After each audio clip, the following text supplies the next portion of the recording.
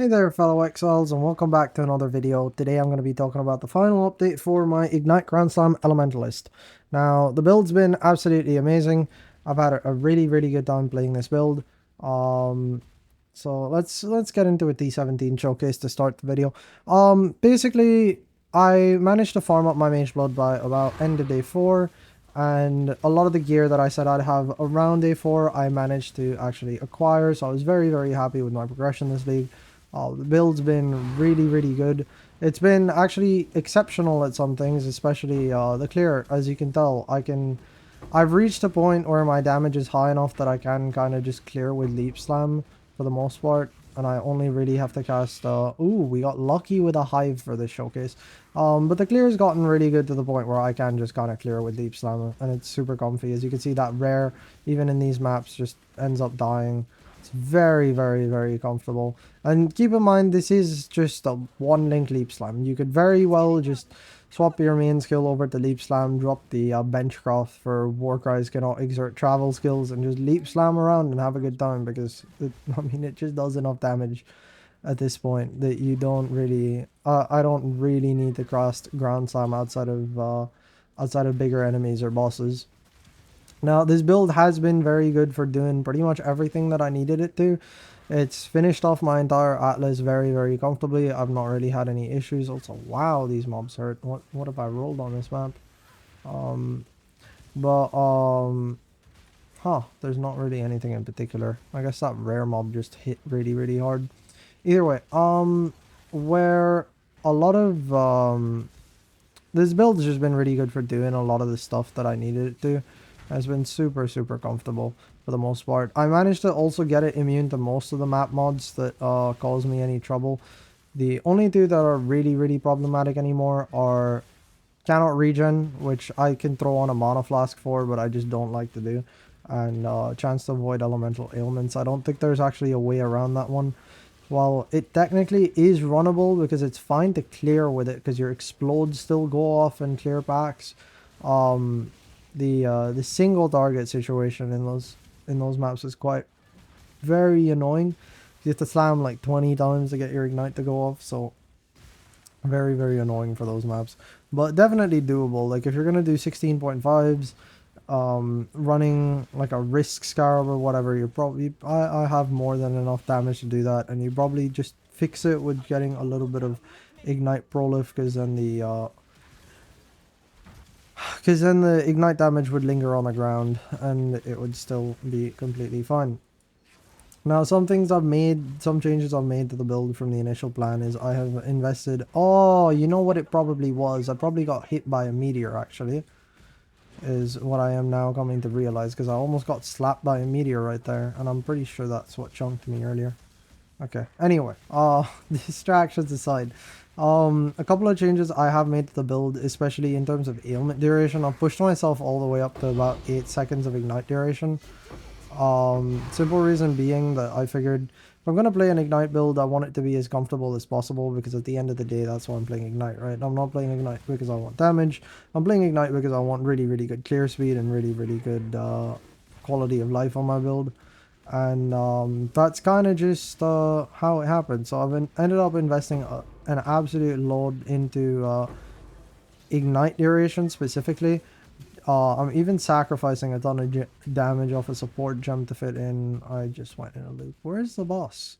I even sacrificed a ton of damage for unbound ailments on my support gems instead of going something like Swift Affliction, just because unbound ailments leads to me having a much higher ignite duration, and ignite duration is very comfortable because I can sort of just ignite enemies and then walk around and not need to deal with stuff for a very long period of time. That also makes killing off stragglers a lot easier.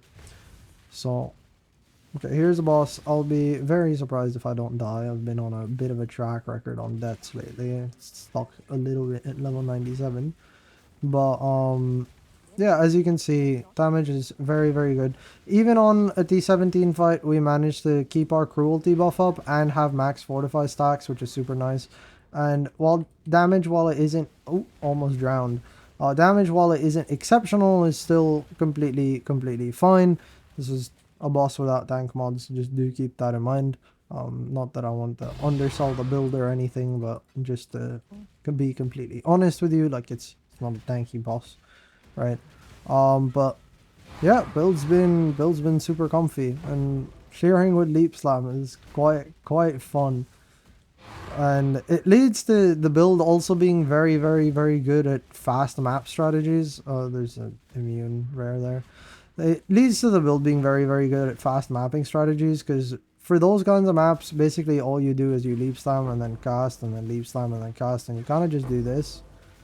And it's super good. I even ran some Delhi strands all the way up to 8 reward tiles on the Delhi. Build was still completely fine, so it's just been smooth sailing, and it's just been a very good league starter, and definitely something that I'm probably gonna look at league starting again in the future.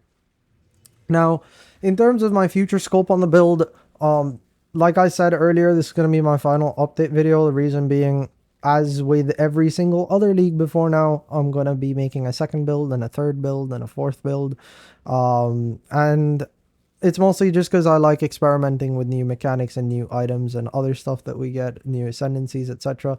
Or just new ideas that pop in my head every once in a while. So the next build is going to be more attuned to something like that. So definitely keep an eye out for that. But also, I need to move on, right?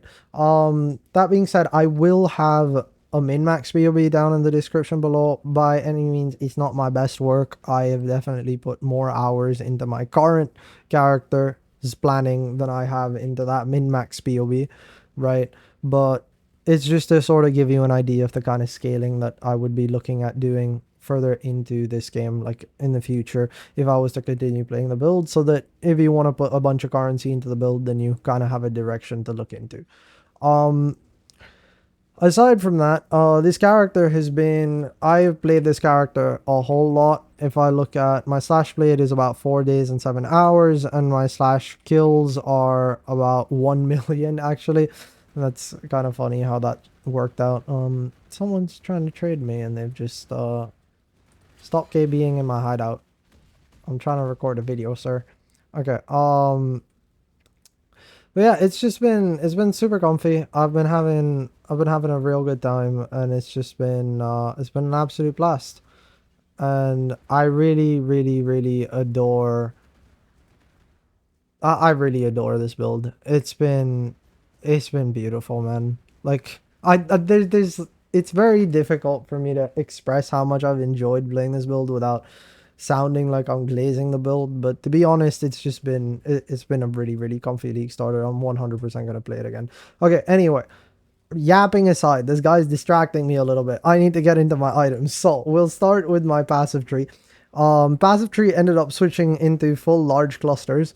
Now, for a while in the middle, I was running Warcry clusters to give me a ton of armor and onslaught and to generate endurance charges. The main purpose of those clusters was pre-mage blood when you don't really have onslaught. It just gives you access to another vector of attack speed and movement speed, which I believe in my last video I stressed very heavily on attack speed being good. And you can also pick up the axe mastery for 40% increased effective onslaught, so it's very comfortable. Like, you end up having just like an absolute banger of a time, and I really very much would suggest going for those clusters. I'm gonna link the planner for pre-mage blood in the description as well, so that you guys can check that out. At this point though, I've swapped to just an enduring composure cluster. This triggers endurance charges every single time I slam. Well, maybe not here, I'll have to go to like a zone or something, just to show you guys here real quick. But the purpose of the enduring composure cluster is just to generate endurance charges, and because we hit ourselves with our helmet every time we're exerting an attack with a war cry, like right here, if I just attack, boom, I take damage, and then I generate endurance charges for the next 4 seconds. So my endurance charges, if you ever notice, are going to be permanently up. They're never going to fall off, and it ends up leading to a very good time. Now, aside from this, of course, going for 3 golem clusters, didn't actually end up going for renewal just because I never felt like I needed it. My golems were just not dying that often. But if you do find that you're doing harder content, your golems are actually dying, I would recommend getting 3x renewal on each of these clusters up in the front. It'll replace this small node right here. Just for the 3% extra golem regen. It's not like these small nodes even do anything for the build anyway, so it would just be like a net benefit.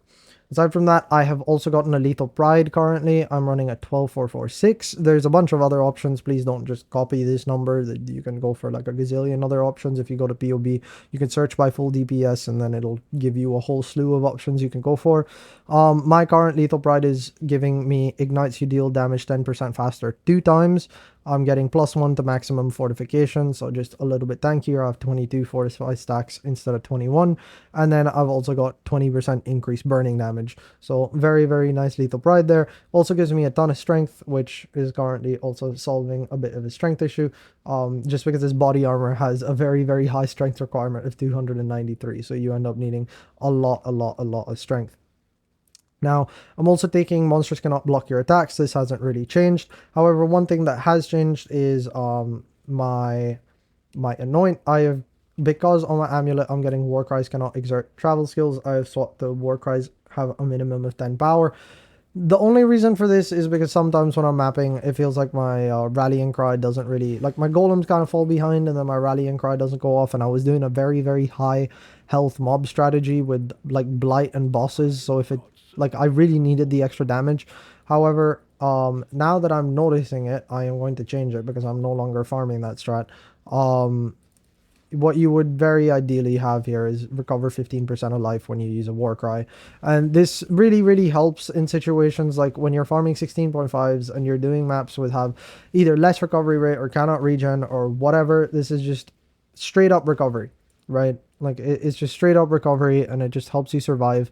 In endgame, I would recommend getting some Warcry CDR tattoos. However, last I checked, they were quite expensive and you'd need a lot of them. But if you do manage to get some Warcry CDR, that would obviously be huge.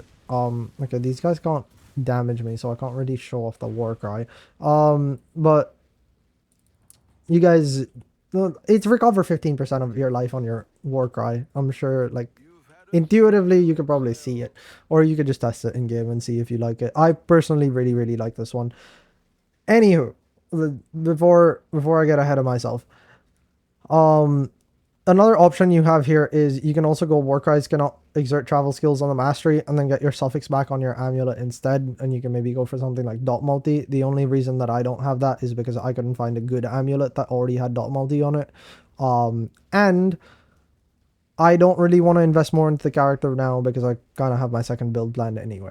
Furthermore, the build, I am running Shaper of Flames Forbidden Jewels. Now, the reason for this is in my last update video, I did talk about Barracks Respite with the double explode. This thing is super comfy. It's the reason that I can just clear packs with Leap Slam. It's the reason that if I do a breach, I can just blow up the entire screen with one Leap Slam. It's quite nuts. And for that deck, I require both Shaper of Flames and Shaper of Storms, so I ended up getting Shaper of Flames on my Forbidden Jewels so that I could go ahead and grab Heart of Destruction. On single target, this is 30% more damage, which is obviously really nice because Ignite snapshot your damage when you have Convergence. But even while clearing, this is absolutely insane. In fact, the main reason that I picked this up is just because it gives you 60% increased AoE, which feels super good. So 100%, if you can afford these, please buy Shaper of Flames Forbidden Jewels, or really any of them. You can go for one of the other nodes as well. Outside of that, I'm also running Echoes of Creation now. The take damage doesn't really matter. You take almost no damage. In fact, I would even argue you probably want a higher number on the take damage just so you can trigger your level 1 custom damage taking Flame Surge more often. So that number doesn't really matter. The main thing that matters here is skills deal 15% more damage for each Warcry exerting them. Currently, I'm exerting my skill with 3 Warcries, so of course that is super nice because it's basically just 45% more. It's 45% more damage, which is huge, right? Very big power spike. Between that and my axe, in one day I ended up increasing my damage by like 5x, so would highly recommend trying to work towards getting an Echoes of Creation. The baseline of what you need to be able to put on this helmet, I've been suggesting for most people, is to hit 16k armor without your flasks up. If you can hit 16k, so currently I'm at 29k without my flasks up. If you can hit 16k armor without your flasks up, you're good to put on Echoes of Creation. You will already be taking nearly no damage. Oh god, this is it's very hard to speak this fast and concise. Additionally, I've also, you will notice none of my weapon links are none of my weapon sockets are linked. The reason that none of my weapon sockets are currently linked is because I'm running a Runegraft for 10% increased damage for each unlinked socket equipped on your two-handed weapon. So what goes in here are my golems as well as two of my auras, my blood and sand and my malevolence. So I just stuck all of those inside my weapon and we can leave all the sockets unlinked, and this ends up being 60% increased damage, which is super, super nice. In terms of defenses, as I showed you, I do have 30k armor without flasks. I'm at 56k with my flasks up. And then I'm also running a Malevolence Watcher's Eye. This gives me bleed immunity as well as damaging elements you inflict deal damage 10% faster, which is unfortunately a very, very bad divine. But I managed to pick this one up for one div, so I wasn't complaining. We also get corrupted blood immunity off the mastery, and then I'm grabbing some maximum resistance off of both of these wheels, which is super, super good. I also, of course, still have the Fortify.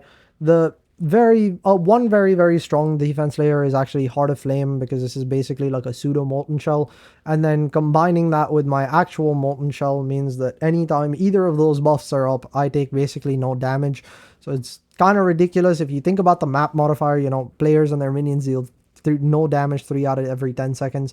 It's kind of like that. That's kind of how it feels. So it feels very, very good, and it makes me very, very, very happy when both my guard skills come up off cooldown every so often. Cinderswallow is also very, very good. I would highly recommend picking one up. The main thing here that you want to make sure that you have on your Cinderswallow is recover life on kill. This can also roll ES or mana, so you want to make sure that's a life on kill when you kill an enemy during effect.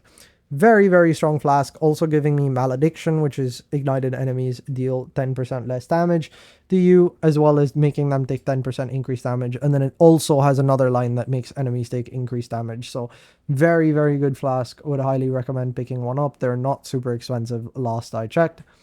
And then for the rest of my gear, I'm just getting some very basic damage mods, like this ring just has life, percent damage over time multiplier. My amulet just has flat damage. I couldn't really get a very good Ami very early, and it's just kind of fallen out of favor. One thing I would recommend is crafting your gloves with an essence, and this essence in particular gives 16% more attack and cast speed to socketed gems, and I stick my leap slam in there. Now, is this necessary? No, you could probably get more damage out of the build if you just went for like hunter gloves or something and then got your exposure elsewhere. However, I will say having a faster leap slam is amazing, especially when you can kill packs with it. It feels really, really, really good to have a faster leap slam. So would highly recommend crafting these gloves. Very, very, very strong. Just for, if not for having better clear with leap slam, just for moving faster, it feels super, super nice. My boots, very basic. I made some avoid shock boots, so now we're gonna go into why I'm running Malevolence. Eventually I did want to drop Purity of Elements for Malevolence because I had a very, very overcapped resistances. I still do, actually. And so in swapping to Malevolence, I managed to get the Watcher's Eye, as I said earlier. But also to get my ailment avoid, then I run a Storm Shroud. Make sure whenever you buy a Storm Shroud, it's not the Foulborn version that doesn't have the avoid shock applies to all elemental ailments. I've actually seen someone do that, so just make sure that mod is not rolled over. And there is one other unique jewel in this build that I am running, and it is it here? Yes, and it's here. This is a Foulborn Firesong. Very, very, very strong. As I said earlier in the video, I'm very heavily focusing on ignite duration. So this jewel, absolutely amazing. Huge amount of ignite duration. You can pick up a double Foulborn version, which replaces the fire resistance with fire dot multi, and that would be your absolute best jewel over here. So would recommend looking at getting that into the build. Also, this jewel doesn't seem to have a limit, so potentially you could get like 3 of them, maybe 4 of them, and then run a replica Emberwake or something. I don't know if that would be worth it, but it's definitely something you can look into. Outside of that, I think that's about it. I don't think there's much else to talk about. This build, as I said, has been an absolute bliss. I have killed 1 million mobs now, and I have played about 4 days and 8 hours. So I'm having an absolute blast on this. And As much as I'm excited to make my next build, it's also a little bit sad to say goodbye to this character. But yeah, this character served me very well, and it's definitely a league starter that I'm going to be revisiting in the future. If you guys want to check out my next build, do stay tuned to the channel or stop by on Twitch, because I'm probably going to be leveling it either tomorrow or day after.